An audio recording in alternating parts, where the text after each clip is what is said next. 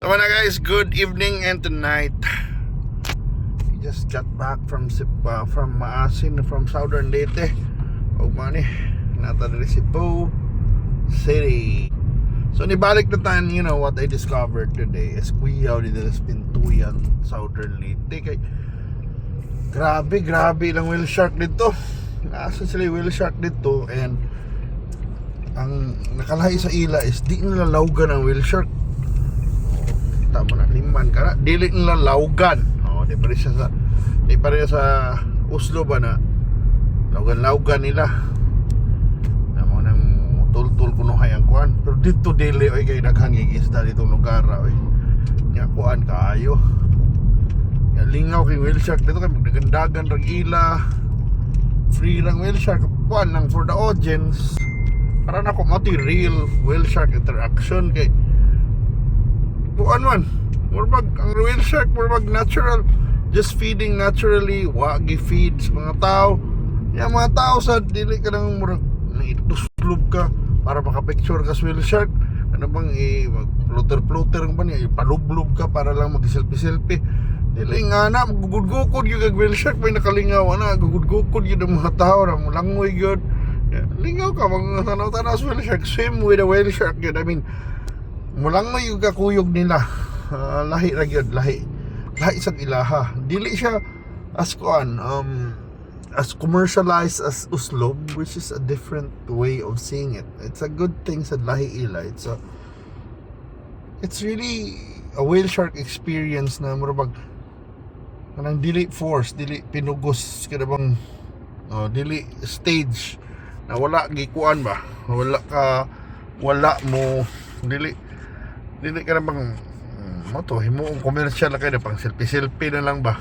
In fact ako selfie sa una gaya na sa una mga more than 10 years ago murag sa akong kinabuhi murag kaduha ra ko kadto ng whale shark or kausa ba sa Uslob something na lingaw, and I think ang lahi sa nila di ba kaning si Bohol style nila mo daghan mga whale shark, mga Koreano dito lain ni dito sa Pintuyan, mga puti amot lang opti ni Heringis mga Koreano na mas ganahan kay ko na more pag diligid kay siya commercialized ba.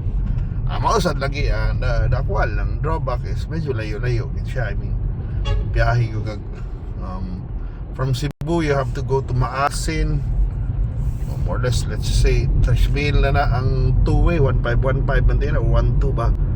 So kung 25, biyahe pa ka, mag-van pa ka, padong sa Pintuyan, na layo-layo gid kaayo kay kung normally magbas-bas lang ka, magbus ka going to Sugod, and from Sugod there's another bus to Pintuyan.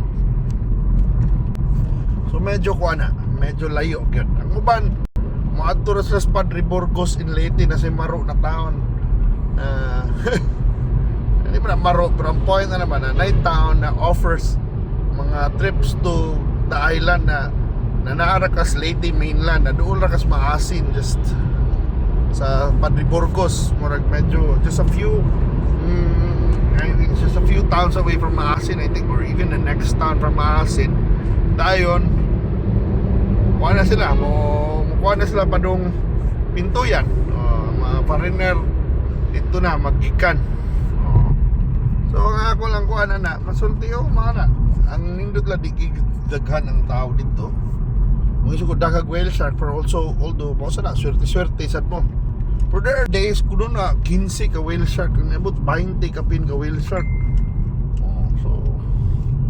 So lahi sad, and that's a great there's so many beautiful places sa Philippines. And what else did we do in Pintuyan? Mana na may whale shark encounter, and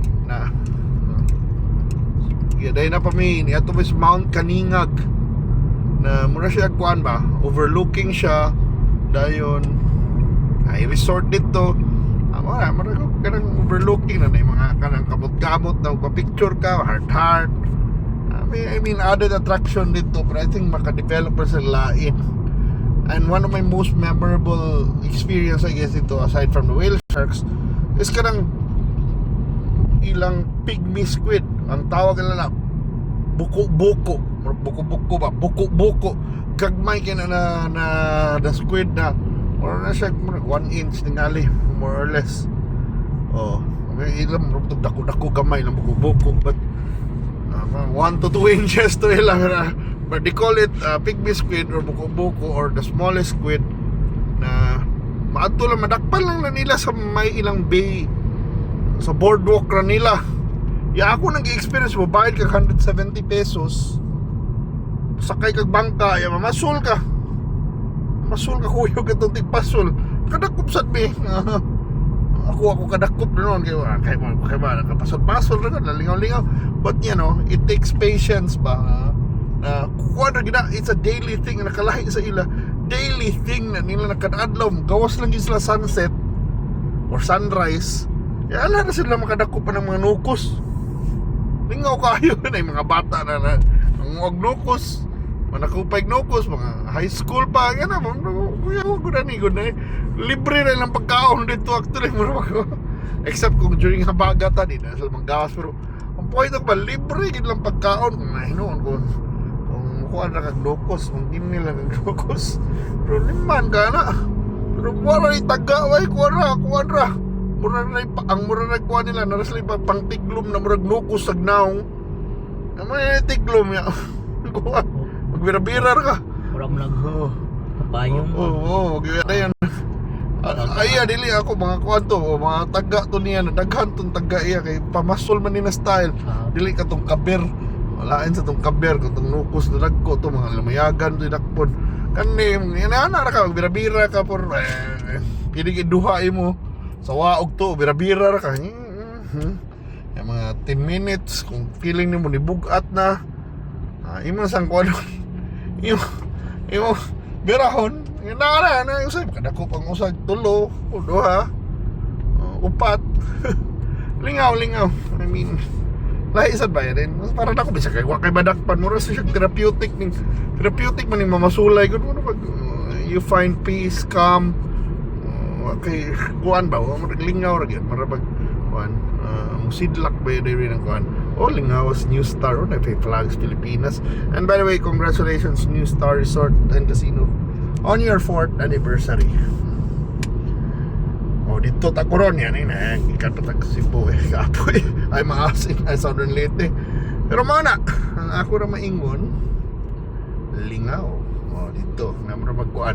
And another kuan di lang sa day to nukos na kuan kung mga gabi na makinabuhos sa ubang tao manguha sa slag nukos gyud na lumayagan padala sa Manila, mag-ship na sila pila ka kuan.